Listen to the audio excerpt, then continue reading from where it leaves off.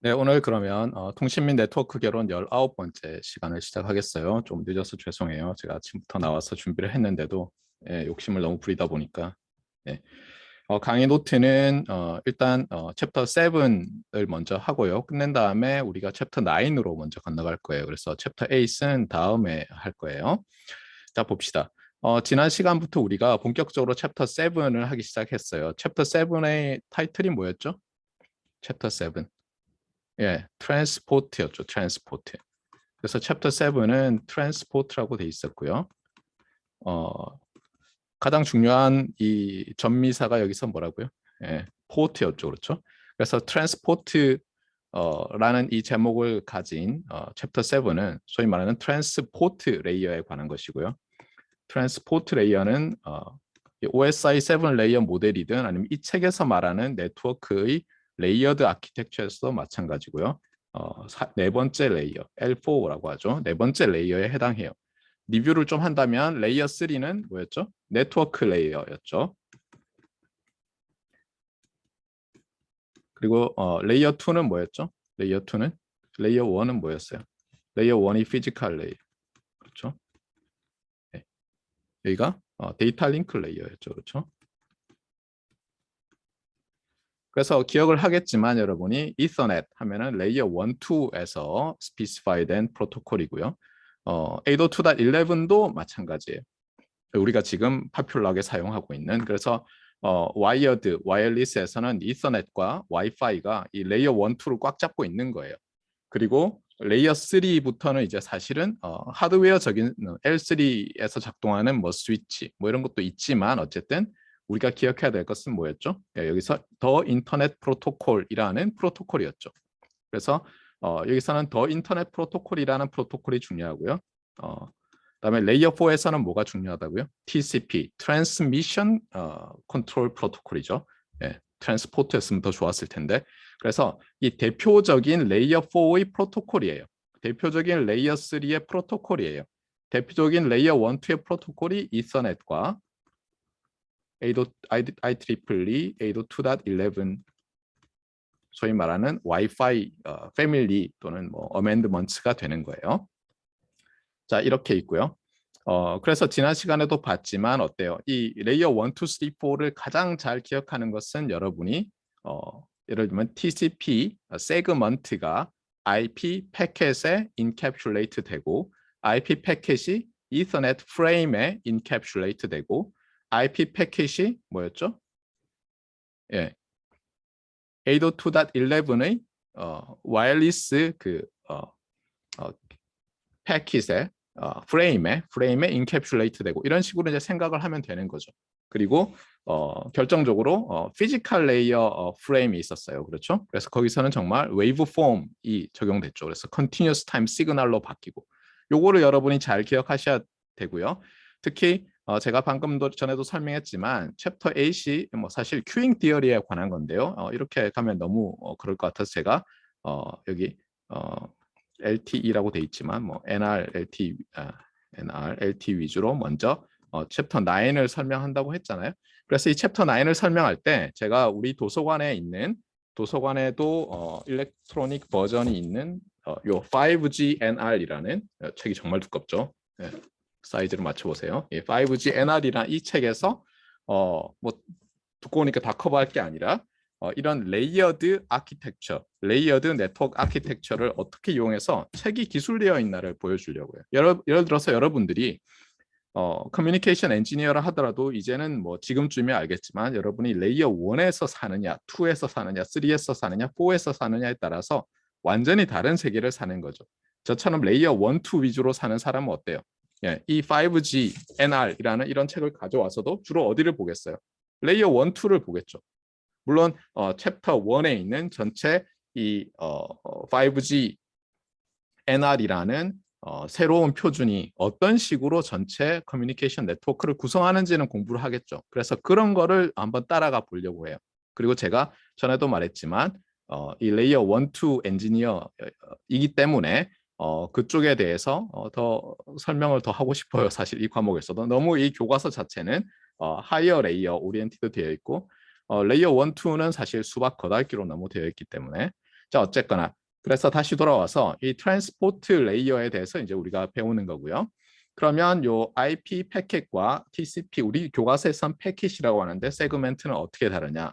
IP 패킷은 그냥 하나가 날아가서 핵심적인 게 뭐죠? 소스에서 데스티네이션으로 루트를 찾아주는 게 중요했죠. 라우팅이. 근데 TCP는 뭐예요? 그것 이상을 원하는 거예요. 사실 레이어 4에서는 레이어 3에서의 그 IP 패킷이라는 것이 인캡슐레이트 할 뭔가가 들어가는데 거기도 사실 별일 안 하는 것도 있었죠. 지난 시간에 배웠듯이. 뭐였죠? 그게 소위 말하는 유저 데이터그램 프로토콜이라는 것에 의해서 만들어지는 세그먼트였어요. 걔는 그냥 하나 날아가는 거예요. 그렇죠? 간단히 생각하면. 그런데 TCP는 뭐냐면 이 세그먼트 이전에 세션이라는 개념이 있었어요. 우리 교과서는 그렇게 많이 다루진 않아요. 세션이라는 개념이 있어서 이 TCP 프로토콜에서는 세션을 오픈하는 거예요. 예를 들면 세션을 여는 거예요. 그 다음에 여러 개의 세그먼트들을 보내는데 순서가 중요하겠죠, 당연히. 우리가 말을 하거나 보이스 오브 IP 그러면 우리 말이 잘라져서 날아가잖아요. 그걸 붙여가지고 순서대로 붙여서 해줘야지 말이 되지 뭐 안 그러면 엉망이 될 거잖아요. 그래서 이 시퀀스 넘버라는 개념이 중요해져요. 여기서는 시퀀스 넘버. 그런데 주의할 것은 뭐냐면 이 시퀀스라는 것은 좀 이상하게 쓰이고 있는데 에러 컨트롤 코드 하시는 분들은 시퀀스가 뭐 벡터라는 뜻이에요. 그리고 뭐 우리가 일상적으로 사용하는 것은 뭐 수의 열이죠. 그렇죠? 그래서 간단히 생각하면 세션을 열어서 내가 여러 세그멘트를 보내는데 sequence of segments가 하나의 세션이라고 보면 되는 거예요. finite한 length의 finite한 개수의 세그먼트 그게 하나의 시퀀스고요. 그 시퀀스에 넘버가 붙는 게 아니라 시퀀스의 세그먼트에 넘버가 붙었다라고 보면 간단해요. 물론 전에 얘기했지만 실제로 세그먼트 넘버로 해서 계산하는 게 아니고요. 지난 시간에 얘기했던 뭐 X, Y 서로 주고받고 할 때 사실은 바이트 단위로 하고 있긴 하지만 개념적으로는 세그멘트에 번호가 붙어 있고 그것을 시퀀스 넘버라고 한다 이렇게 보는 게 좋겠어요. 그리고 각각의 세그멘트를 시퀀스라고 부르지는 않더라고요. 보니까 그냥 사람들이 TCP 패킷 이렇게 많이 불러요. TCP 패킷 우리 교과서처럼 점점 뭐 TCP 세그먼트 이렇게도 잘 안 부르는 것 같아요. 일반적으로는. 자 어쨌거나 그래서 여기 보는 것처럼 레이어 4에서는 레이어 3에서는 라우팅만 한다면 이런 시퀀스 넘버링도 하고 해가지고 이제 어떻게 하는 거예요? 뭐 예를 들면 패킷 로스가 생기면 얘는 모르는 거죠. 그냥 딜리버 안 하는 거죠. 그런데 TCP라는 프로토콜은 그걸 차단해가지고 어때요?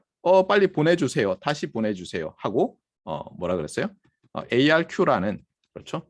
에러 컨트롤 코딩 기법을 L4에서 임플리멘트를 하는 거예요. 제가 대학원 다닐 때 책들을 오랜만에 꺼내서 찾아봤어요. 그때도 읽다가 말았는데 한 4권 찾아서 봤는데 놀랍게도 이 ARQ에 관한 부분이 레이어 2 디스크립션에 들어있어요.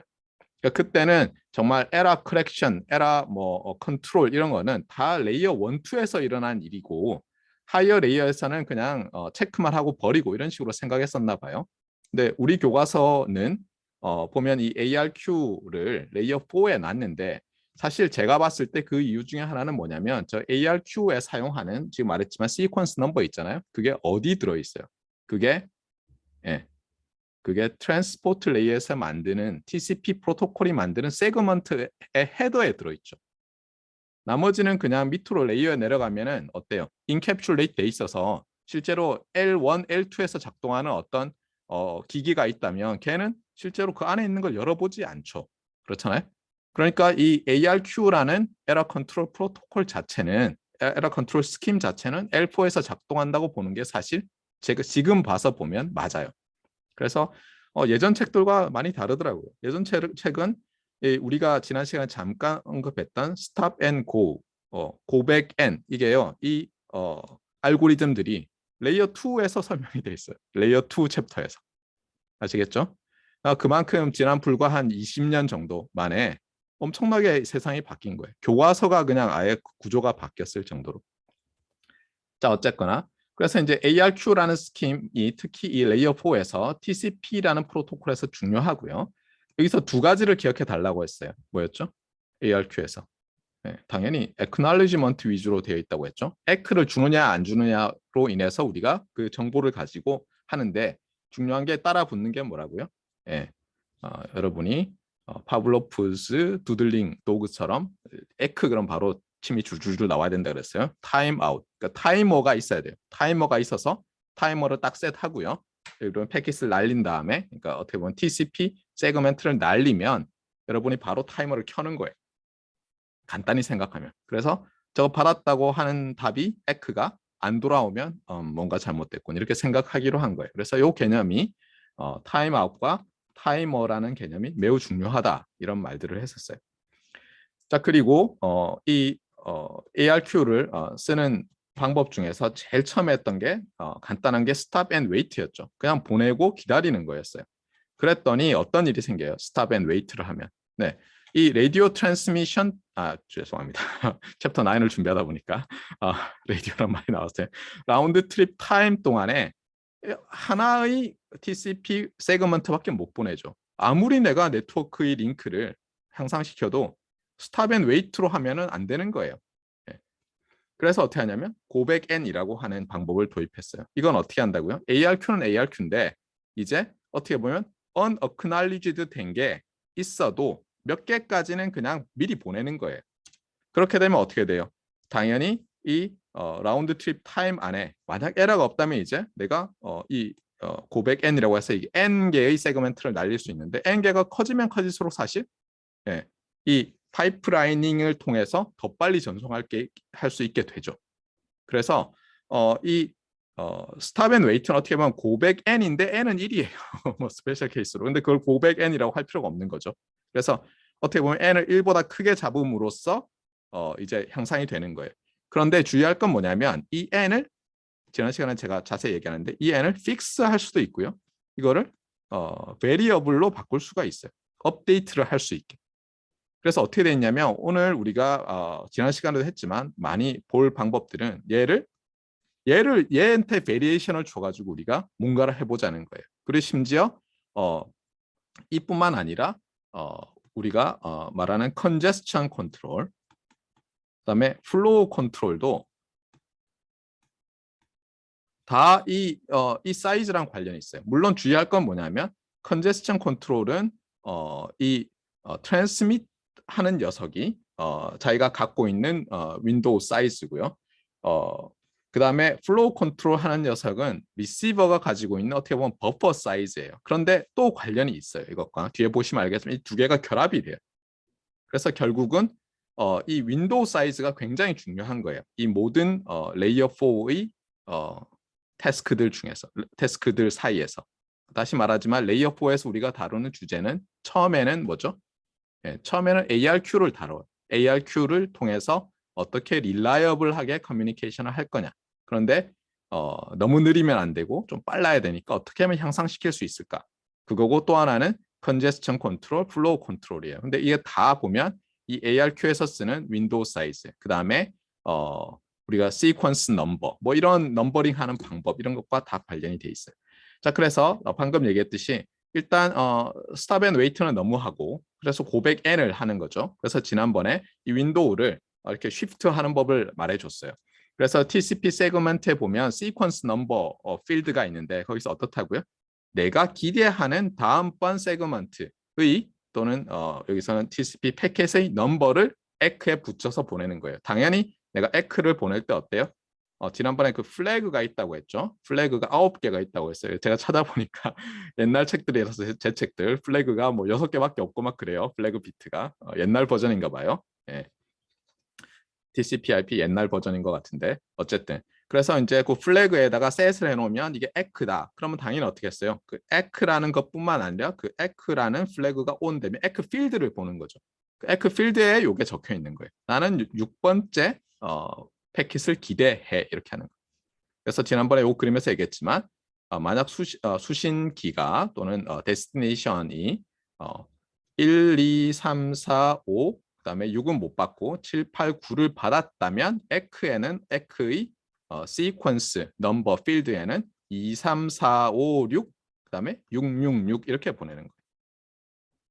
그래서 뭐냐면 여기서는 에크죠. 그다음에 여기서부터는 얘를 또 뭐라고 하냐면 지난 시간에 제가 설명을 못 했는데 이걸 두플리킷 X라고 해요. 두플리킷. 에크들은 에크들인데 얘 6을 받았잖아요. 그 후에 들어온 6은 두플리킷, 복사된 뭐 리던던트한 에크들이다 이렇게 되는 거예요. 근데 잘 보면 알겠지만 내가 에크 6을 받았어요. 그런데 이런 두플리킷들이 들어오면 어떻게 말을 할 수 있죠, 내가?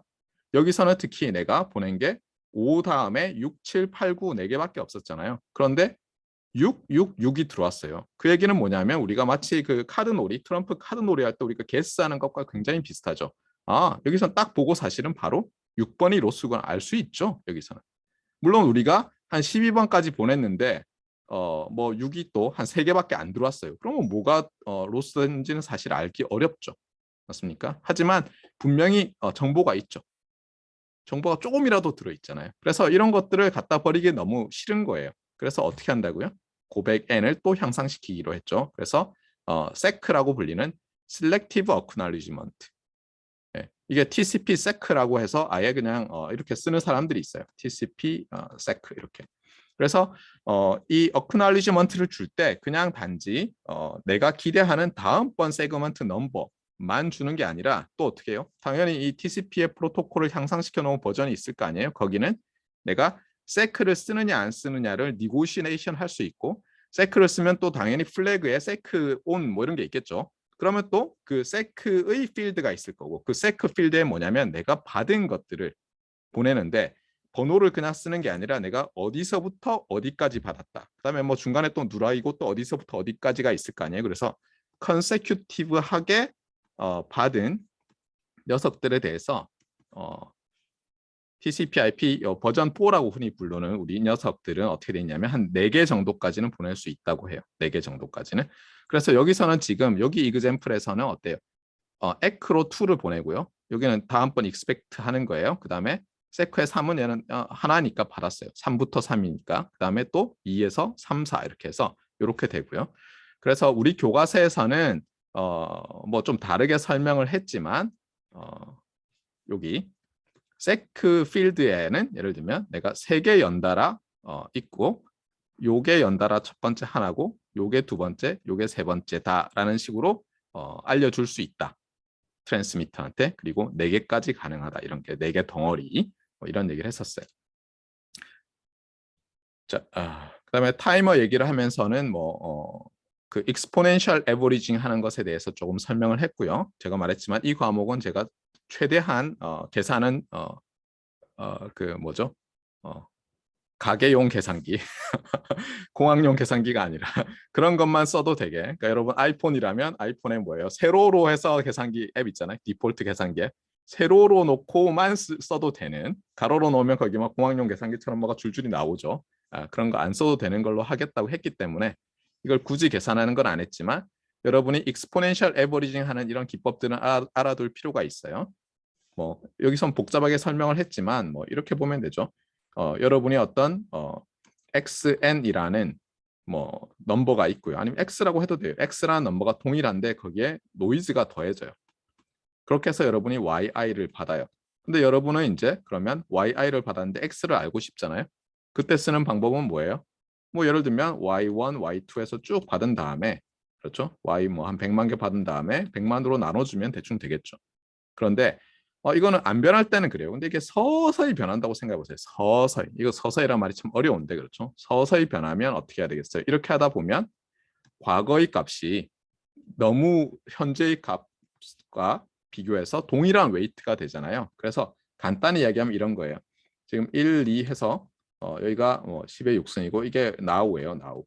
그러면 웨이트를 어떻게 주냐면 여기다가는 어떤 값, 여기는 b라고 했어요. b를 주고요. 여기는 b 제곱 해서 쭉쭉쭉 줘서 b의 뭐 10의 6승인데 b가 1보다 작으면 어때요? 웨이트가 익스포넨셜하게 이렇게 되죠. 사실 이런 거는 이제 지오메트리칼하다라고 많이 하죠. 익스포넨셜 그러면 왠지 컨티뉴어스 한 걸 생각하기 쉬우니까 지오메트리칼하게 이렇게 웨이트를 주는 거죠. 우리가 마치 기하급수에서처럼 그거예요 이게. 그렇게 하면 뭐예요?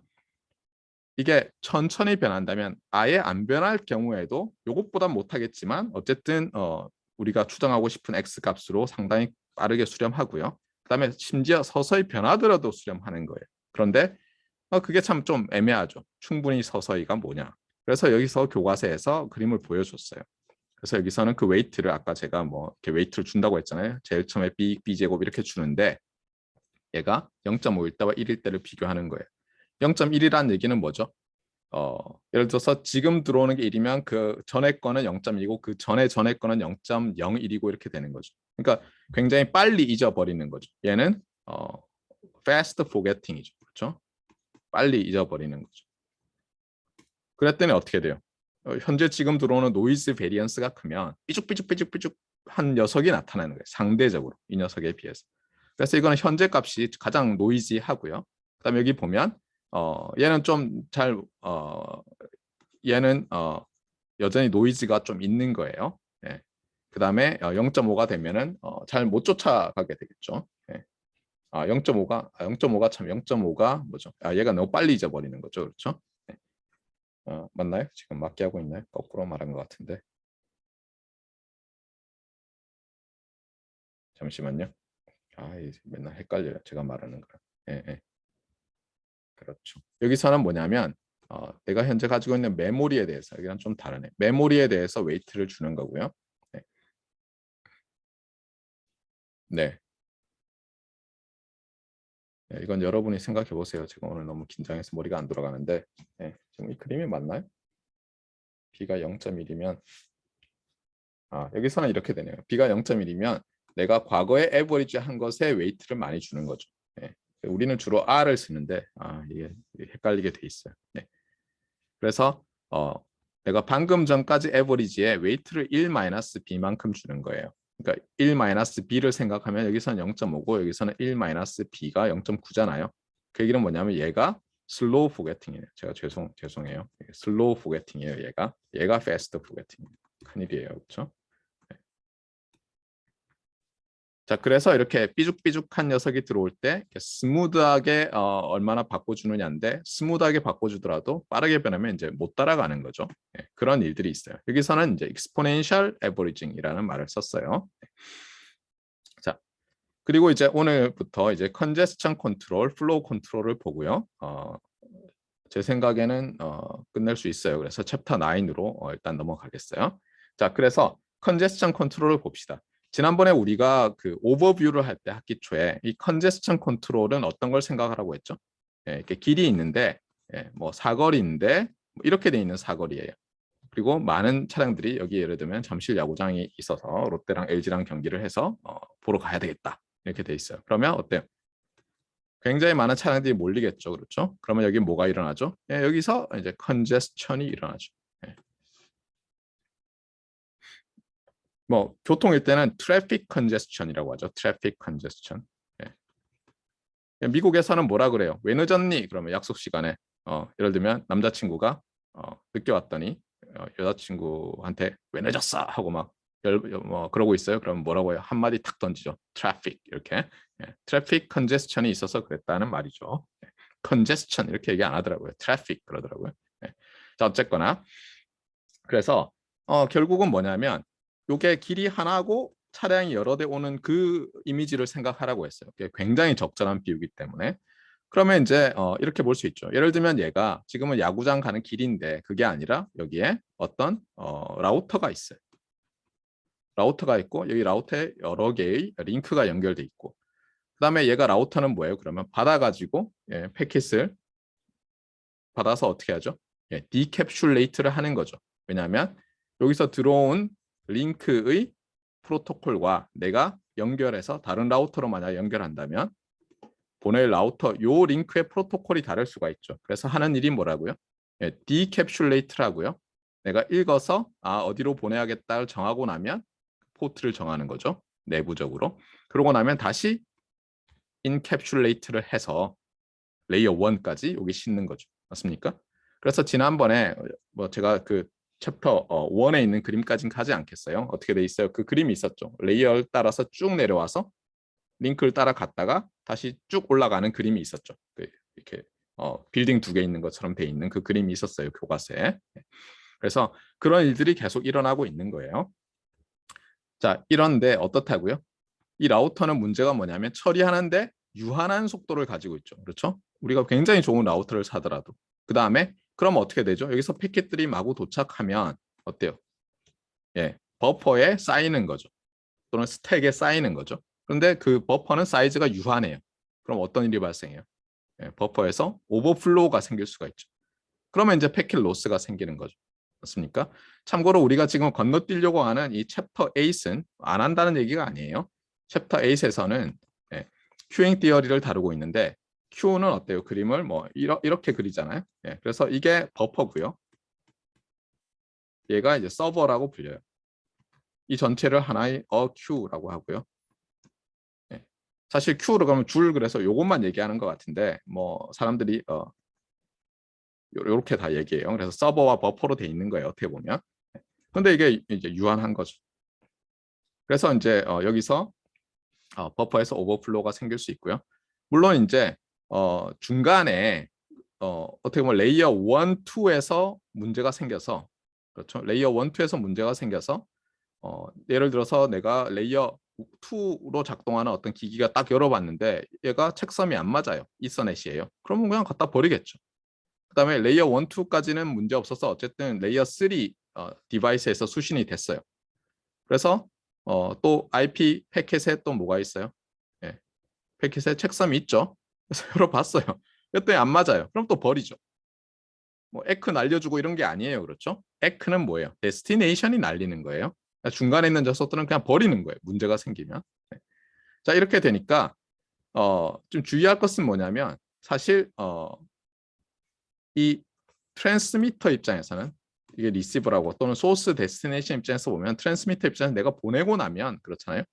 에크가 제때 오면 문제가 없는 거고 에크가 제때 안 오면 사실은 패킷이 로스된 건데 그게 컨제스천 때문인지 아니면 다른 이유 때문인지는 사실은 몰라요.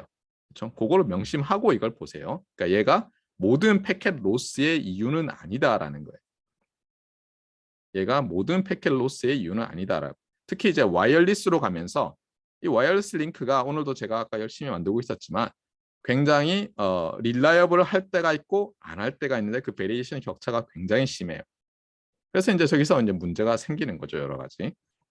자, 어쨌거나 다시 와서요. 그래서 이제 컨제스천이 생기는 것만 주목해서 보겠다는 거예요. 패킷 로스 중에서도 컨제스천.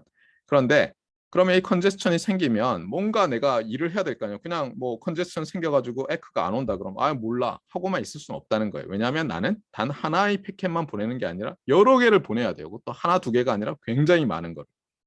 그럴 때 내가 잘 행동해야죠. 처신을. 그렇잖아요. 나 때문에 뭐예요? 예를 들면 여기에 문제가 생겼는데 내가 차량을 한 대 보냈다고 생각해보세요. 비유로. 차량을 한 대 보냈는데 도착하면 얘가 받았어 하고 뭐 알려준다고 해보세요. 그런데 안 오고 있어요. 그 타임아웃이 됐는데도. 근데 내가 또 차량을 보낸다고 생각해봐요. 여기 컨제스션 돼 있는데 차량을 계속 보내고 더 빨리 보내고만 한다고 생각해보세요. 그럼 상황을 더 악화시키겠죠. 그렇죠? 근데 문제는 나는 에크 베이스로 다 작동해요. 그래서 여기 나와 있지만 different flows가 하나의 링크를 통해서 가는데 문제는 뭐냐면 어떤 센트럴라이즈 되어 있는 컨트롤러가 없어요. 그래서 디센트럴라이즈드 되어 있는 어떤 알고리즘을 만들어야 되는 거예요. 너무 성능이 나쁘지도 않고 센트럴 하면은 최적화하면 엄청나게 좋아지겠죠. 걔보다 그렇게 나쁘지는 않으면서 좋은 녀석을 찾아야 되는 거예요. 어려운 문제죠. 근데 왜 이런 바보 같은 짓을 한다고요? 네트워크가 영원 불변 고정돼 있으면 센트럴라이즈드로 하는 게 컨트롤하기 쉽겠죠. 그런데 그렇게 할 수 없는 상황에 처해 있죠. 우리가 더 인터넷에서는 스케일러빌리티를 생각 안 할 수가 없다는 거잖아요. 그 다음에 또 하나는 뭐냐면 디센트럴라이즈드뿐만 아니라 그럼 결과가 그렇잖아요. 뭐 어느 정도 잘 작동해라고 하려면 크라이테리언이 있어야죠. 잘 작동한다의 정의가 있어야 되는데 문제는 뭐냐면 나는 이제 저 컨제스천이 없어지고 내 거는 잘 가기 시작했어요. 근데 다른 사람은 하나도 못 간다고 생각해 보세요. 실제로 여러분이 그런 경우를 겪었어요. 요즘은 안 그러지만 예전에는 교통경찰이 나와서 이 컨제스천이 생기는 이 길목에서 실제로 신호등 다 꺼버리고 그냥 수신호를 한 적이 많아요.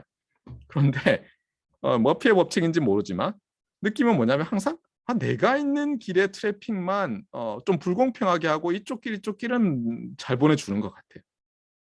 여러분은 이런 느낌 받은 적은 없나요? 포항에서 젊은 시절을 보내고 운전을 하고 있어서 그런가요? 아니면 운전한 적이 아예 없거나. 네. 하여튼 저는 저런 머피의 법칙 같은 경험을 많이 했어요.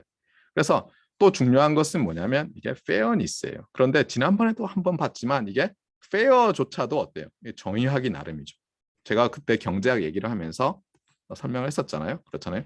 점점 커지는 쪽이 좋아지는 거고 이쪽이 어떤 뭐 A라는 사람의 유틸러티고 이쪽이 B라는 사람의 유틸러티라면 어떻다고요? 보통 최적화하고 나면 예, 우리가 도달할 수 있는 범위가 이런 식으로 컨벡스한 리즌이 되고요. 예, 우리가 어떤 옵티멀러티를 하냐에 따라서 결국은 요 프론트 라인 또는 프론트 엔드에서 솔루션이 딱 한 점으로 정해진다고 했었죠. 맞습니까? 그래서 페어니스를 어떻게 정의냐에 따라서 다른 값들이 나와요. 다른 포인트들이 해로 나와요. 그래서 결국은 reasonably fair한 참 어려운 말이잖아요. 그래서 이 네트워크 쪽이 어려운 거예요. 리서치가. 자, 그러면 이제 이 컨제스션 컨트롤 관련해서 먼저 기본이 되는 우리 책에서는 이 aimed라고 제가 읽을게요. additive increase, multiplicative decrease 라는 방법을 설명을 먼저 할 거예요. 이게 가장 기본이고 이것을 지향해요. 우리가 TCP 컨제스션 컨트롤을 통해서 결국은 이런 것이 되기를 바랄 거예요. 자, 이게 이제 뭔지를 보는데요. 여기서 이제 그러면 additive increase of what? 뭐를 increase 한다는 거예요. 뭐를 더해지게 가산적으로 증가시킨다는 거예요. 그다음에 decrease는 줄이는 거죠. 그러니까 얘랑 반대말이네요. 그렇죠? 그러니까 additive한 더 가산적으로 늘리고 그다음에 승수적으로 곱셈이죠. 그렇죠? 예. 줄이는. 그러니까 더할 때는 뭐 어파인하게 리니어하게 더하고 줄일 때는 뭐 예를 들면 뭐 2분의 1에 또 2분의 1, 그러니까 익스포넨셜이겠죠 사실은. 예, 줄이는 뭔데 무엇을 레이트를. 근데 무슨 레이트냐 이거죠. 무슨 레이트. 그래서 이게 갑자기 레이트란 얘기가 나오니까 여러분은 링크 레이트는 그냥 링크의 레이트고 그렇잖아요. 뭐지? 하기 쉬운데 나중에 이게 뭘로 된다고요? 아까 제가 힌트를 좀 줬는데 저게 아까 말했던 고백 n 할 때 그 윈도우 사이즈와 관련이 있어요. 아시겠어요? 그러니까 윈도우 사이즈를 통해서 내가 레이트를 조정하는 거예요. 왜 그렇죠? 윈도우 사이즈가 예를 들어서 0이에요. 그러니까 행잉 에크가 1이라고 해야 되나? 1이라고 합시다. 윈도우 사이즈가 1이에요. 그럼 뭐였죠? 아까 라운드 트립 타임 안에 하나만 보낼 수 있으니까 로우이스트 트랜스미션 레이트를 갖는 거죠. 맞습니까? 그래서 여러분이 감을 가져야 될 게 뭐냐면 그 윈도우 사이즈가 이 내가 트랜스미터 어떤 소스가 전송하는 속도랑 관련이 있겠구나. 그래서 결과적으로는 이 레이트를 컨트롤을 윈도우 사이즈를 통해서 해요. 그런데 지금은 그냥 레이트만 가지고 설명을 합시다. 레이트만 가지고 이 aimed라는 것은. 그래서 레이트를 증가시킬 때는 그러니까 내가 이제 패킷을 하나 보냈어요. 또는 TCP 세그멘트를 하나 보냈어요. 또 보냈어요. 예를 들어서 지금은 윈도우 사이즈가 뭐 5예요. 그래서 5개를 먼저 딱 보냈어요. 그랬더니 어때요? 에크가 2, 3, 4, 5, 6 하고 딱 왔어요. 타임아웃 되기 훨씬 전에. 그럼 무슨 뜻이에요? 컨디션 전혀 없군. 패킷 로스 전혀 없군. 더 빨리 보내야지 하면서 내가 윈도우 사이즈를 키우면 어때요? 당연히 레이트가 증가하겠죠. 그렇잖아요. 네. 그래서 이제 요 개념으로 접근을 하는데 하나만 있는 게 아니죠. 문제는 방금 얘기했듯이 different flows가 있잖아요. 그래서 여기서는 이제 또 어때요? 우리가 하나만 생각하면 이거는 오버 심플리피케이션이 되잖아요. 제가 여러분이 문제를 이해하고 해결하고 할 때 쓰는 툴이 뭐예요? Simplify and Visualize였죠. 그래서 하나로 하면 뭐예요? 이 프로블럼의 에센스를 잃어버리는 거예요. 심플리파이 할 때는 그 프로블럼이 가진 에센스는 잃어버리지 않을 만큼 심플리파이를 해야 돼요. 에센스를 잃어버리면 트리비얼하게 될 수가 있죠. 물론 에센스를 잃지 않은 상태에서 트리비얼하게 되면 신나는 일이죠. 그렇잖아요. 왜 트리비얼한 문제였어 알고 봤더니 이런 거죠. 네. 자, 그래서 figures 7.8에서 이제 봅시다. 그래서 7.8을 보면 additive increase, multiplicative decrease를 설명하는 데 있어서 사실 요 놈이에요. 제가 이 그림이 이렇게 세로로 돼 있는데 뭐 이렇게 옮겼어요 조금. 예. 그래서 여기 A라는 예를 들면 트랜스미터 또는 소스 뭐가 있고요. B라는 소스 뭐 호스트라고 봐도 되고요. 여기서 용어가 왔다 갔다 해요. 그렇죠? 예. 얘들이 이게 헷갈린 게 뭐냐면 얘는 호스트라고 합시다. 여기도 호스트. C는 뭐예요? A, B, C면 C도 호스트 해야 되는데 이 저자들께서 왜 이러시는지 모르지만 C는 링크 C예요. 저는 싫어하는데 이런 표현들. 링크 C를 통해서 어딘가로 보내는 거예요. 이 패켓들을. 그리고 X는 이게 레이트예요. Y도 레이트고. 그래서 이렇게 봅시다. 그러니까 이 링크의 최대 레이트를 C라고 합시다. 링크의 최대 레이트. 얘도 레이트라고 합시다. 네. 네. 알겠죠? 그러니까 왜냐하면 여기 선이 있으니까요. 제가 잘못 설명하고 있어요. 그렇죠? 예. X, Y면 이게 Z면 좋겠다고 해야 되는데. 예. 그래서 이 화살표 위에 있는 게 레이트예요. 레이트 다. 여기 레이트. 예. 그러면 어떻게 했어요? 우리 생각에는 이런 게 성립할 것 같죠. 그렇죠? 맞습니까? 예. 그런데 주의할 게 있어요. 주의할 게. 제가 전에 이 핑거 스냅 얘기를 했었죠. 예. 이거 누구예요? 핑거 스냅 하면 지구인이 절반이 없어지는 거. 걔 이름이 뭐였어요? 타노스? 예. 그게 아니라 그랬어요. 제가 통신할 때 이렇게 하면 무슨 뜻이라 그랬어요? 제가 지구상에 있는 모든 정보를 여러분에게 지금 전송해 드리겠습니다. 받으셨죠? 뭐 이런 거라고 했죠. 그렇죠? 빨리 보내면 에러가 나는 거예요. 대신에 어쨌든 빨리 보냈어요. 그래서 어떻게 되냐면요. 어떤 일순간에 여기는 타임 인덱스가 없는데 어떤 일순간을 생각해 보세요. 디스크리트라고 생각해 보세요. yi. 그러면 어떤 순간에는 xi 더하기 yi가 c보다 클 수가 있어요. 그럼 무슨 일이 생기겠어요? 그 레이트를 굉장히 빠르게 보내고 있어요. 얘가 감당할 수 있는 레이트보다. 어떻게 되죠? 여기에 라우터가 하나 있다면 또는 여기에 라우터가 있다면 어쨌든 그 라우터에는 어때요? 뭐 제 생각에는 여기 이렇게 보는 게 제일 좋을 것 같아요. 포스트 AB가 있고요. 네. 그다음에 여기에 Q가 있고 그렇죠? 네. 요게 X, Y고 얘가 처리할 수 있는 게 뭐 C다. 이렇게 보는 게 맞는 것 같아요. 그럼 어때요? 여기 버퍼에 파일업 되겠죠. 쌓이겠죠. 그렇잖아요. 얘가 처리할 수 있는 게 C라는 패켓을 시간당 보낼 수 있는데 들어오는 게 더 많아요. 그럼 어떻게 돼요? 당분간은 쌓이겠죠. 버퍼가 허용하는 한. 그러다가 이제 패킷 로스가 생기잖아요. 그래서 주의할 건 뭐냐면 예, 주의할 것은 뭐냐면 순간적으로 넘어갈 수 있어요. 그래서 여기서도 어떻게 설명하냐면 디바이스 또는 호스트 AB가 있고요. 링크가 있는데 링크가 보낼 수 있는 건 C예요. 그다음에 X는 레이트 A의 플로우, Y는 죄송합니다.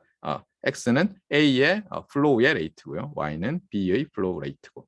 그러면 여기도 있잖아요. 이 말이 그래 지금 제가 한 말이. X 더하기 Y가 C를 넘은 상태가 있으면 어때요? 허용돼요. 그렇죠? 버퍼가 오버플로우 날 수 있죠. 그래서 뭐냐면 soon이에요. 곧 컨제스천이 생기는 거예요. 그러니까 사실 여기 말하는 것은 뭐예요? 곧 컨제스천에 의한 패킷 로스가 생긴다는 말이죠. 맞습니까? 곧 컨제스천에 의한 패킷 로스가 생기는 거예요.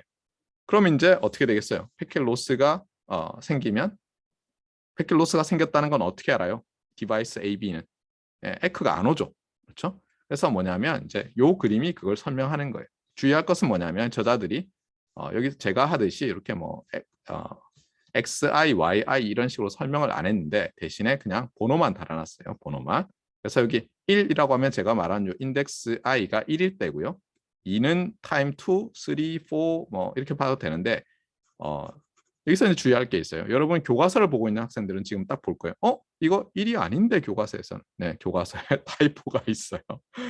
그래서 이게 1인데 1이라고 안 돼 있어요. 그래서 제가 보면 알겠지만 여러분 폰트가 다르죠. 얘들은 폰트가 똑같은데 얘가 다르죠. 제가 새로 그려 넣었어요. 자, 어쨌거나 고치세요. 교과서 보고 있는 학생들은 이거 1 아닌데 고치세요. 그래서 어떻게 되냐면요. 여기서 시작을 한다고 해보세요. 여기서 시작한다는 건 무슨 뜻이에요? 뭐냐면요. 이렇게 내리는 거예요. 그렇죠? 여러분 이건 너무 중학생한테 하는 것 같아 죄송하지만 그래서 요게 x1이고 요게 y1인 거예요. 그래서 뭐냐면 어떤 타임 인덱스 1에서는 우리가 편의상 1이라고 하는 순간에는 자 디바이스 A가 빨리 보내요, B가 빨리 보내요. B가 빨리 보내는 거죠. 왜냐하면 y1 값이 x1 값보다 크니까. 자 그런데 이제 이렇게 보냈어요. 그랬더니 뭐 에크가 제때 날라와요 둘 다. 그럼 어떻게 한다고요 이제? 둘 다 additively increase 하는데 여기서 이제 가정이 뭐냐면 단위 시간당 둘 다 그러면 보내는 양을 같은 양만큼 늘린다고 합시다. 그럼 어떻게 되겠어요?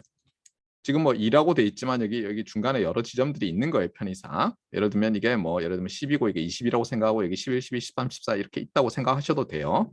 자, 그러면 어때요?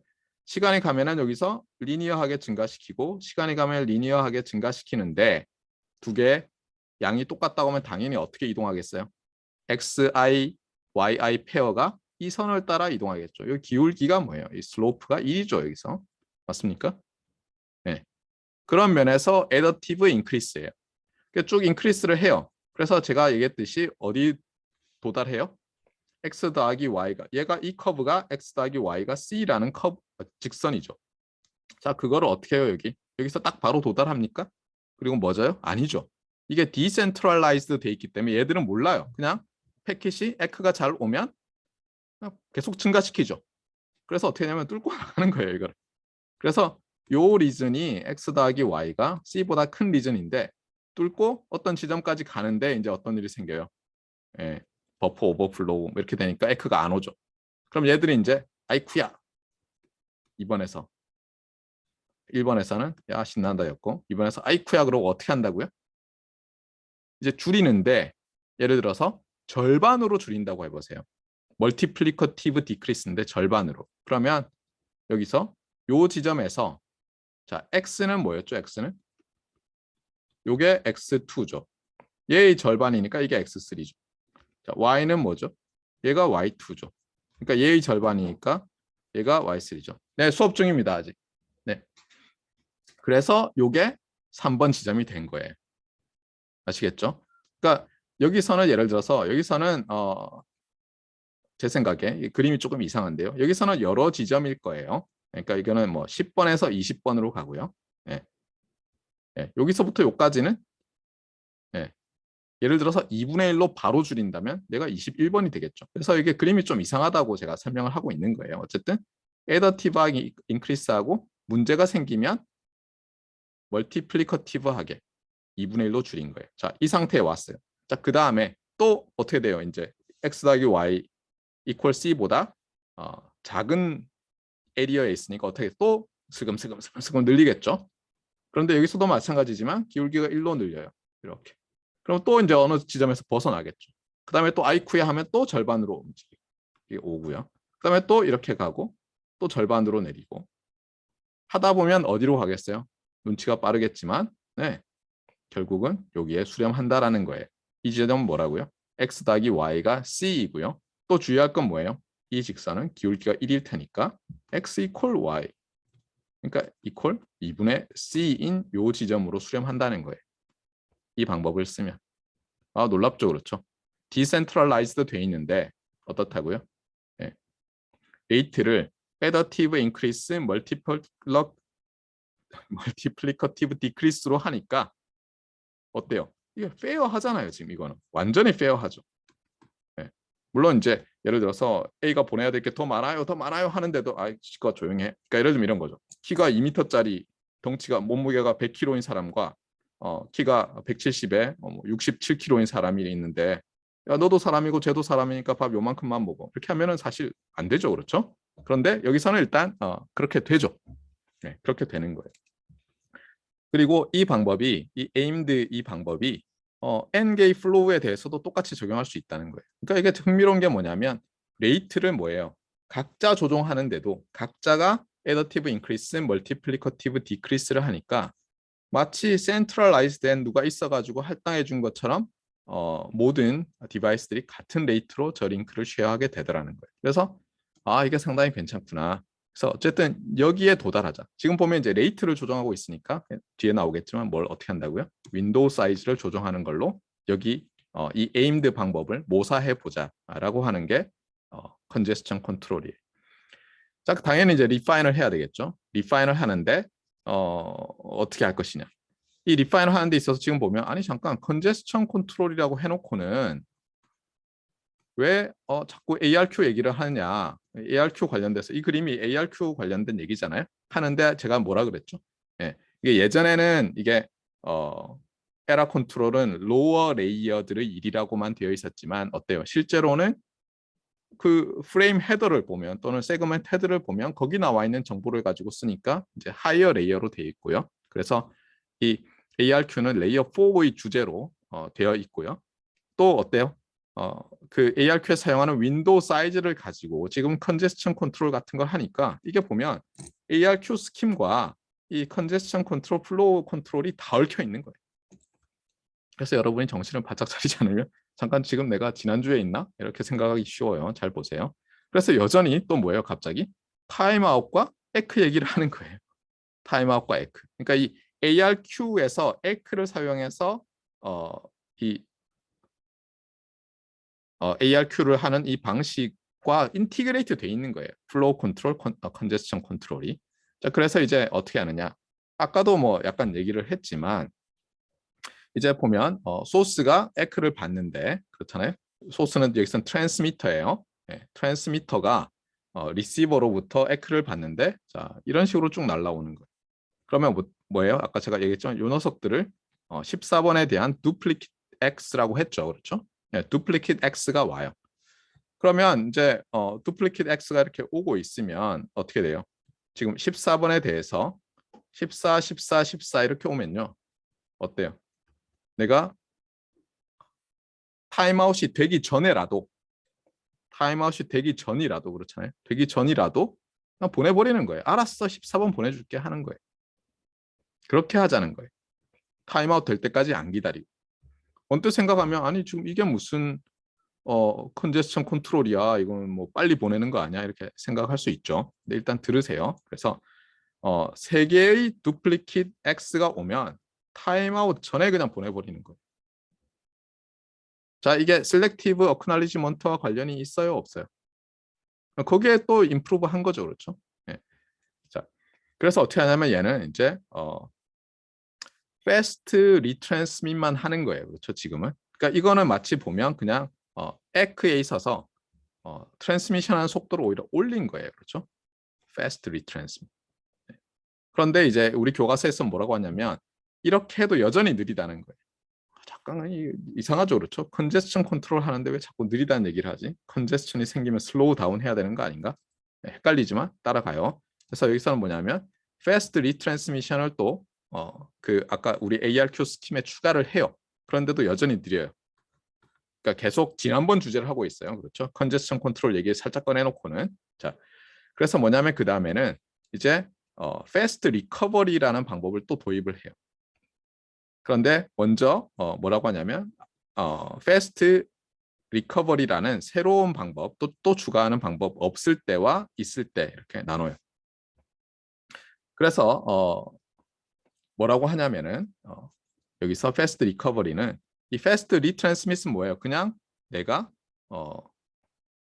ARQ 스킴에서 속도를 더 향상시키는 방법인데 여기서는 어떻게 하냐면 이렇게 해요.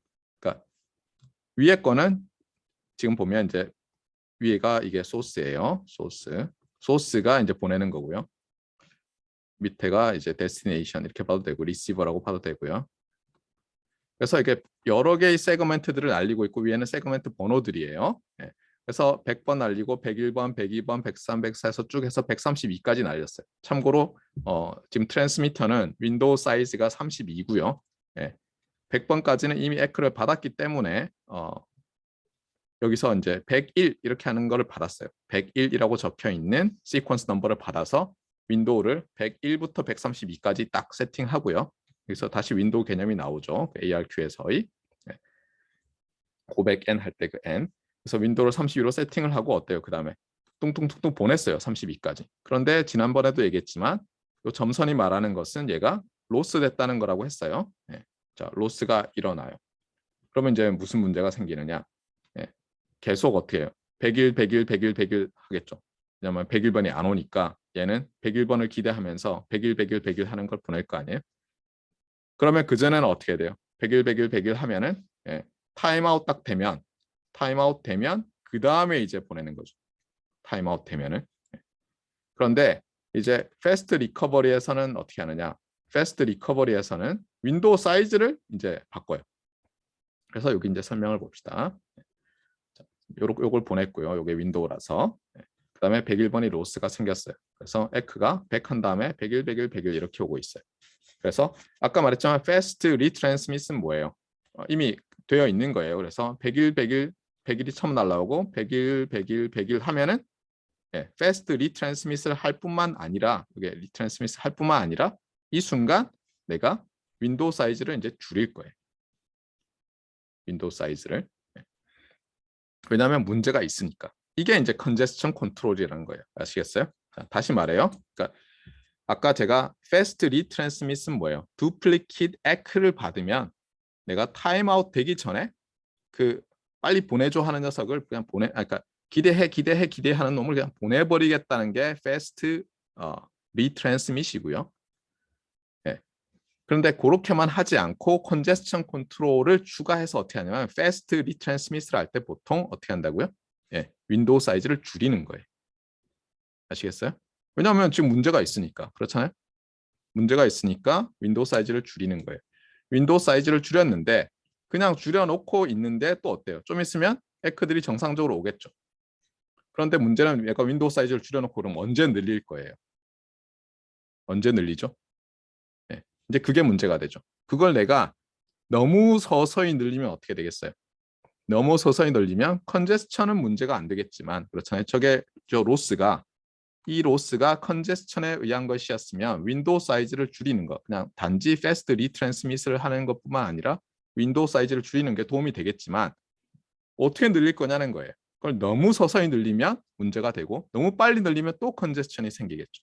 맞습니까? 네. 그래서 거기에 대해서 이제 패스트 리커버리라는 방법은 어떻게 하는지를 봅시다. 그래서 위에서나 마찬가지로 서드 두플리킷을 받았어요.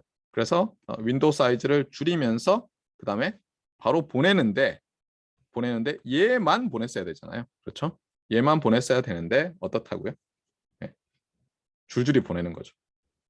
여기 있잖아요. assuming only 101번만 lost. 그럼 어떻게 돼서 좀 있으면 막 도착하겠죠. 예. 그러면 또 어떻게 돼요? 그러면 또 재빨리 늘리는데 어떻게 늘리냐? 그다음에 맞아요. 윈도우 사이즈를 줄일 때도 그냥 바로 줄이는 게 아니라 내가 3개의 두플리킷 에크를 받았으면 좀 덜 줄여요. 절반으로 안 줄이고. 이런 식으로 하는 거예요. 그래서 여기 보면은 네, 제 기억이 맞을 거예요. 그렇죠? 네, 맞습니다. 그래서 얘가 패스트 리커버리는 뭐냐면 내가 에크를 받잖아요. 추가적인 두플리킷 에크를 받으면 그냥 바로 줄이는 게 아니라 그것보다는 좀 빨리 하는 거예요. 그러면 이제 좀 덜 주니까 그렇잖아요. 문제가 덜 생기겠죠. 그래서 내가 두플리킷 에크를 많이 받으면 받을수록 덜 줄이는 거예요. 윈도우 사이즈를. 그렇게 해서 이제 해결하겠다는 거예요. 그러니까 줄이는 것 자체는 그러니까 로스가 생기면 줄이는 것 자체는 아까 마치 에임드에서 절반으로 줄이는 것 비슷한데 그렇게 하면 너무 줄여지니까 그렇게 하지 않겠다 이러는 거예요. 그 다음에 이제 그러면 뭐 이게 다냐? 아니죠. 말했지만 이 레이트를 컨트롤하는 게 결국은 이 윈도우 랭스를 줄여서 하는데 어떻게 하는지를 봅시다. 그래서 요거는 TCP 슬로우 스타트라는 개념인데요. 이게 애매해서 저도 처음에 이걸 보고는 도대체 이게 무슨 뜻이야? 나쁘다는 거야? 좋다는 거야? 이런 생각을 했어요. 네, 그런데 그게 아니고요. 그냥 요 그림을 보면 모든 게 이해가 돼요. 또 튀었어요. 네. 자, 이게요. 어떤 센더가 또 시간에 따라서 자기의 이 윈도우 사이즈를 어떻게 조정하느냐요. 요게 윈도우 사이즈. 센더가 윈도우 사이즈를 시간에 따라서 어떻게 조정하는지를 보여주고 있는 거예요. 그런데 이게 예시고요. 이게 뭐 이그젬플이고 뭐 우리가 굳이 확률 및 랜덤 프로세스 시간에 배운 용어로 쓴다면 샘플 패스죠. 그렇죠. 왜냐하면 이게 랜덤할 거잖아요. 그렇죠. 실제로 랜덤 프로세스가 되잖아요. 랜덤 프로세스니까 이게 하나의 샘플 패스예요. 항상 이렇다가 아니라 어떤 하나의 일어난 경우를 가져온 거예요. 그랬을 때 여기서 TCP 슬로우 스타트라는 건 어디 등장하냐면 요거예요. 요게 TCP 슬로우 스타트라는 것을 SS를 따서요. 이렇게 표기해요. 그러고 나서 보니까 이제 어때요? 이게 시간축인데 시간축에서 보니까 이 슬로우 스타트라는 기간이 있고요. 또 CA라는 기간이 있어요. CA가 뭔지 잘 모르겠지만 그 다음에 또 슬로우 스타트라는 기간이 있죠. 그러니까 뭐냐면 이게 간단히 얘기하면 이게 스테이트예요. 스테이트. TCP라는 프로토콜 안에서 이 TCP 윈도우를 조종하는 오퍼레이션을 할 거 아니에요. 거기서 스테이트가 간단히 얘기하면 여기서 두 개가 있는 거예요. 그래서 슬로우 스타트 스테이트에 있다가 CA 스테이트에 있다가 또 슬로우 스타트 스테이트에 있다가 CA 스테이트에 있다가 이렇게 한다고 보면 되는 거예요. 알겠어요? 네, 그런데 그러면 이제 차이가 있을 텐데 차이가 뭐냐? 슬로우 스타트와 이 CA의 거기에 대해서 이제 보도록 합시다. 그래서 먼저 TCP 슬로우 스타트는 TCP에서 지금 우리가 하고 있는 컨제스천 컨트롤 하는 데 있어서 의 어떤 피처예요. 이게 이름이 슬로우 스타트라서 뭐 나쁘다는 게 아니에요. 나쁜 느낌을 갖죠, 우리는. 그렇죠? 인터넷 찾아봐도 이 TCP 슬로우 스타트에 대해서 물어본 게 이래서 나쁘다는 거냐라고 이제 물어보는 사람이 많아요. 그럼 TCP를 패스트 스타트하게 하면 되지 않냐? 근데 그게 이름이 그냥 그렇게 붙은 거예요. 네. 그래서 뭐냐면 놀랍게도 여기서 TCP 슬로우 스타트라는 이 스테이트에서는 윈도우 사이즈를 뭐냐고 하냐면 스피드업 하기 위한 것이에요. 그러니까 사실은 슬로우 스타트가 아니라 빨리 스타트하고 있는 거예요. 그렇죠? 그래서 더블링 더 윈도우 사이즈 하는 기간을 얘기해요. every round trip time마다. 그러니까 에크를 받는다면 계속해서 사실은 익스포넨셜하게 증가시키는 거예요. 그러면 잠깐 아니 아까 그 에임드라고 했던 방식에서는 뭐 문제가 없으면 파인하게 증가시킨다고 하지 않았나? 리니어하게? 그러니까 그것보다 오히려 뭐야? 그게 느리니까 스피드업하는 방법이라는 거예요. 그러니까 이름과는 어떻게 보면 거꾸로 돼 있는 거죠. 이름과는. 그러니까 이걸 주의를 하세요. 사람들이 많이 헷갈리더라고요. 네. 그런데 여기서 이제 이 슬로우 스타트가 제 생각에 슬로우 스타트인 이유가 여기 있는 것 같아요. 사실 이 녀석이 더 중요해요. 그럼 문제가 없으면 일종의 익스포넨셜하게 증가시키는 거예요. 밑에도 그림 보세요. 요 슬로우 스타트 기간 동안에 증가할 때는 어때요, 지금? 이거 익스포넨셜하게 증가하고 있는 거예요. 물론 여기는 아니지만 지금. 예, 여기는 지금 CA 구간이니까. 그렇잖아요. 여기만 보세요. 요 SS 슬로우 스타트 구간 안에서는 증가할 때는 어쨌든 어떻다고요? 증가할 때는 익스포넨셜하게 증가하고 있는 거예요. 리니어하게가 아니라. 그런데 에크가 미스가 일어나요. 날 수 있죠. 그렇잖아요. 그럼 어떻게 하냐면 여기서는 이 슬로우 스타트 스테이트에서는 윈도우 사이즈를 1로 줄여요. 1로. 절반으로 줄이는 게 아니라 1로 줄여요. 그리고 그러면 이 절반이란 건 어디 간 거냐? 네, 절반이란 건 좀 이따 또 설명할 텐데. 네, 요 다음 CA 스테이트에서 써먹어요. 네, 실제로. 그래서 봅시다. 여기서 이제 먼저 1에서 시작한다고 했죠. 그러니까 그 전에 뭔가 안 좋은 일이 생겼어요. 네, 그래서 1로 떨어졌어요. 1로. 자, 여기서부터 시작합시다. 그래서 어떻게 하냐면 이제 아무 문제가 없으니까 익스포넨셜하게 증가해요. 그래서 막 해서 요 W0라는 것까지 윈도우 사이즈가 증가했어요. 물론 윈도우 사이즈의 어퍼 바운드는 있겠죠. 여기서는 64KB 잡아놨는데 이까지 갔는데 여기서 이렇게 표시해놓고 TO라고 돼 있죠. 이게 뭐라고요? 타임 아웃. 에크를 하나 못 받았어요. 그럼 어떻게 한다고요? TCP 슬로우 스타트라는 피처는 어떻게 하겠다고요? 네, 윈도우 사이즈를 1로 줄여요. 그래서 여기 1로 떨어졌어요. 다시 여기 1이라고 돼 있잖아요. 1로 떨어진 다음에는 어때요? 1로 떨어지면 이게 결국 뭐냐면 1로 떨어지면 타임아웃에 의해서 1로 떨어지면 사실은 슬로우 스타트가 시작이 되는데 여기서는 어떻게 되냐면 여기서 예를 들어서 어떤 타임아웃을 받아서 내가 슬로우 스타트를 시작했는데 쭉 증가하다가 또 타임아웃이 돼서 슬로우 스타트가 된 거예요. 그러니까 저 같으면 사실은 이렇게 표시했을 것 같아요. 슬로우 스타트, 슬로우 스타트. 알겠어요? 그러니까 1로 떨어지면 슬로우 스타트예요. 네. 타임아웃이 됐고. 그래서 타임아웃이 돼서 또 익스포넨셜하게 증가시키는데 아까 말했던 아까 말했던 뭐 2분의 1 하는 거는 여기 등장해요. 아까 제가 요 방금 전에 내가 피크를 어디 쳤었죠? 요 W0라는 값에 쳤잖아요. 윈도우 사이즈. 그러면 그 절반. 그러면 여기가 2분의 W0일 거 아니에요?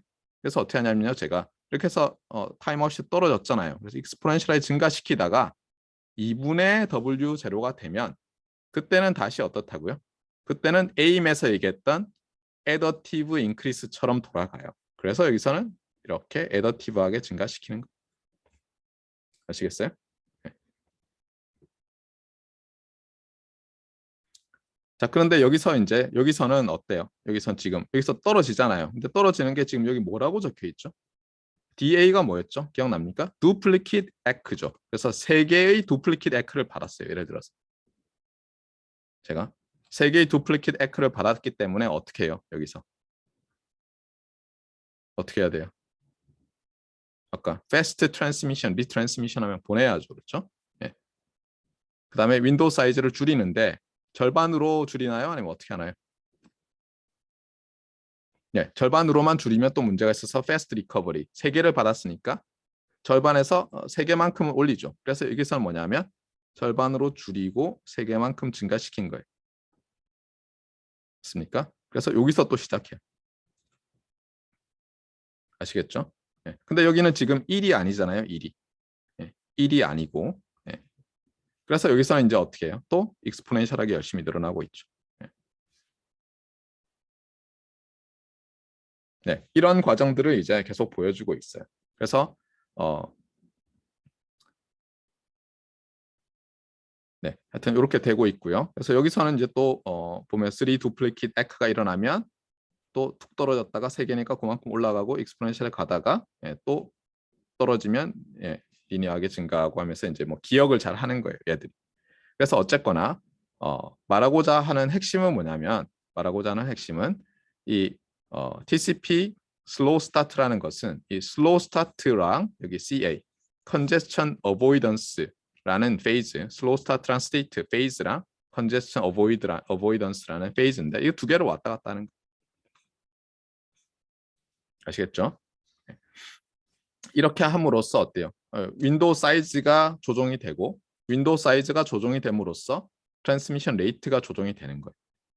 그렇게 해서 결국은 디센트럴라이즈된 방법으로 전체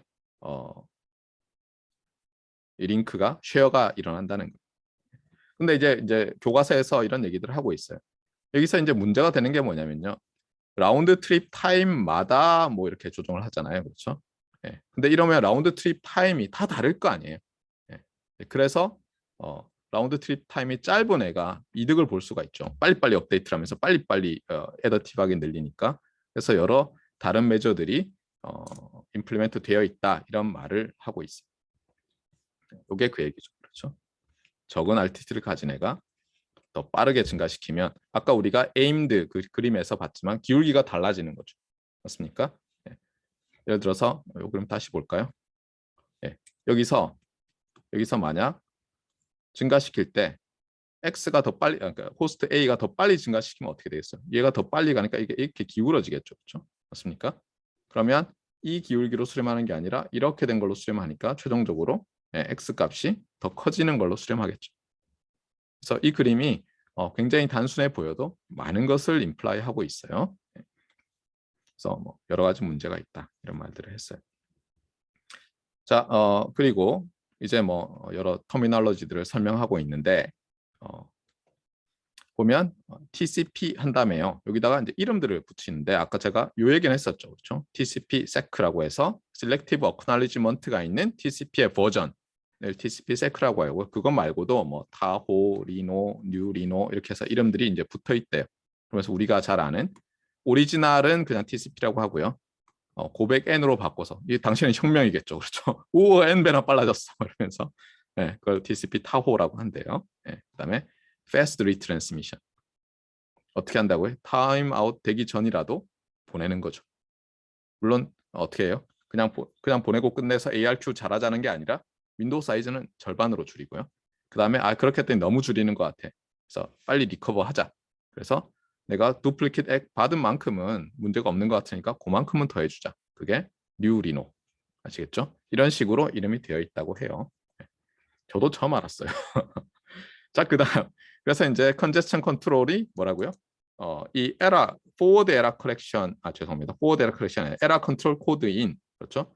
ARQ 방식과 결합이 돼 있다는 거고요. 그다음에 플로우 컨트롤인데 여기서 제일 중요한 것은 뭐예요? 플로우 컨트롤은 우리가 전에 처음에도 했지만 리시버가 하는 거예요.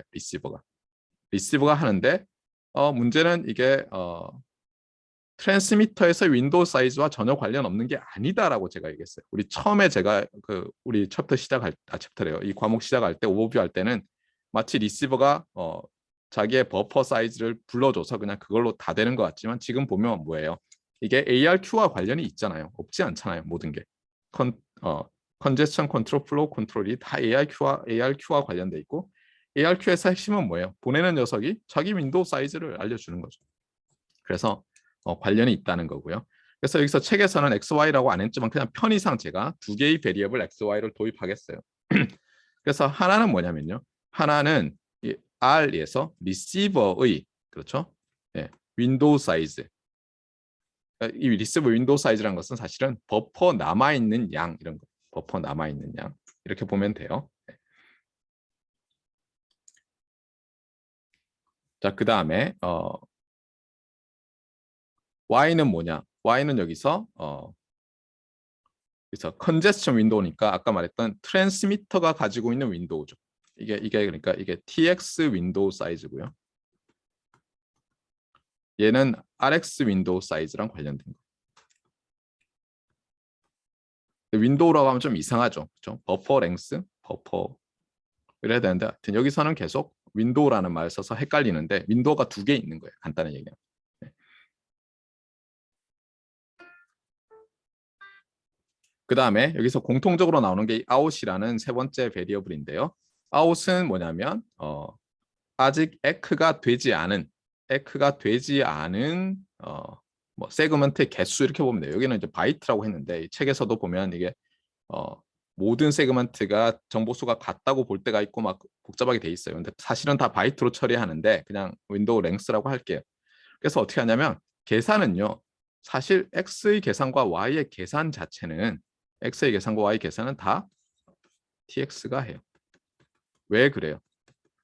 이 뺄셈으로 돼 있잖아요. 이게 백이에요. 로 빼기 아웃이고 컨제스천 윈도우 사이즈 빼기 아웃이에요. 근데 아웃은 누가 가지고 있어요? 아웃은 보낸 녀석이 알고 있죠. 받는 녀석은 모르잖아요. 아웃 정보를 트랜스미터가 알고 있기 때문에.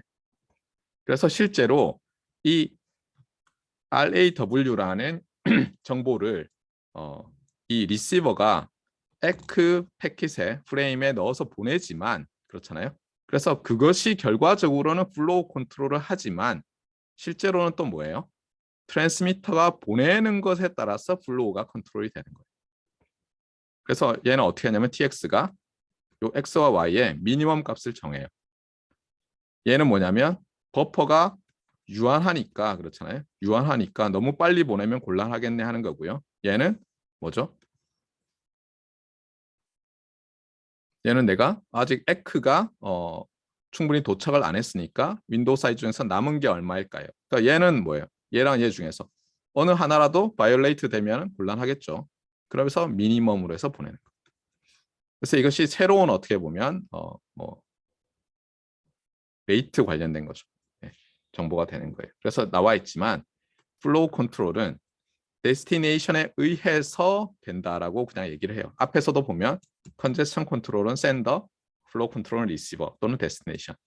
하지만 사실은 트랜스미터가 요걸 계산해서 하고 있어요. 아시겠죠? 네. 그러면 우리가 이 정보를 처음에 TCP 헤더에 어디 담겨 있었는지를 다시 한번 봅시다. 예, UDP고요. TCP. 예. 여기 보세요. 여기 보면 advertised window라고 돼 있잖아요. 그렇죠? 저 advertised window에 receiver의 advertised window 저걸 가지고 하는 거예요. 그럼 저 필드는 어떻게 돼요? 여기에 보면 flags라고 해서 지난번에 얘기를 했었죠. 플래그 어디 갔어요? 예. 예. flags에다가 이제 주면은 네, 되는 거죠. 네. 어쨌거나 플래그스 에크 필드. 네, 그렇죠. 에크 필드에 에크가 되면요. 에크가 되면 자동으로 저걸 읽겠죠, 당연히. 왜냐하면 에크라는 게 이게 에크 세그먼트라는 표시잖아요. 예. 그러면 당연히 리시버가 보내주는 에크면은 트랜스미터 입장에서는 저 advertised window 이 필드를 읽어서 WAR 값을 알아내야 되겠죠. 자, 그래서 지금 보면 예전에 있던 20년 전의 책들에 비하면 당연히 지금 나와 있는 우리 이 교과서처럼 이 ARQ, 그다음에 컨제스션 컨트롤, 플로우 컨트롤이 너무 얽혀 있기 때문에 당연히 이 같은 레이어에서의 어떤 알고리즘들이다 이렇게 이해가 되어야 할 것 같은데 아까도 말했지만 우리 책은 그렇게 하고 있잖아요. 잠깐만요. 시간이 좀 지났나요? 죄송해요. 제가 오버타임 하지 않겠다고 해놓고는 해버렸네요. 그리고 황당하게도 제가 열심히 준비했던 오늘 챕터 9은 들어가지도 못했네요. 네, 다음 시간에 그러면 챕터 9 시작하도록 하고요. 오늘은 여기까지 하도록 하겠습니다. 뭐 한 거예요, 그렇죠? 이럴 줄 알았으면 챕터 9 만드느라고 막 수업 늦게 시작 안 하고 그냥 이걸 할 걸 그랬네요. 죄송합니다. 다음 시간에 챕터 9을 더 열심히 준비해서 강의를 하도록 할게요.